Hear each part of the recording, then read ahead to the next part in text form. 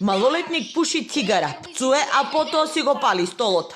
Девојчиња исклучуваат новогодишна елка, други пак возат кола или ги учат да пукат. Ова се само дел од видеоклиповите кои изминатиот период преку интернет платформите станаа вирални на социјалните мрежи. Дека младината избега од контрола се најчестите коментари во лавината од критики, кои може да се прочитат под видеата, кои за жал уриваат рекорди по гледаност. Децата се огледало на општеството, а ова најверојатно е нивниот крик за да бидат слушнати, сметаат психолозите. Праќаат порака за помош, да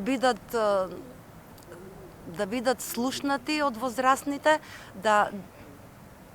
да свртат внимание на возрастните, да можат да се покажат како такви во нивниот бунтовнички дух. Психолозите алармираат, освен педагошкиот дел, поголем ангажман треба да имаат и родителите, кои сериозно треба да поработат и на децата да им укажат кои се вистинските морални вредности.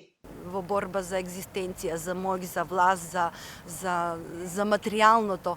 И на тој пат ние ја заборавивме најбитната работа, да си ја заборавивме душата, си ги заборавивме младите. Ако тие не слушаат нас, едноставно ние пак немаме време ниту да ги видиме, ниту да ги сослушаме и тие бараат само механизми и начини како тоа да допре до нас возрастни. Од ваквиот тип на видеоклипови полицијата го откри и пироманот кој во август минатата година подметна пожар во близина на скопското село Мојанци.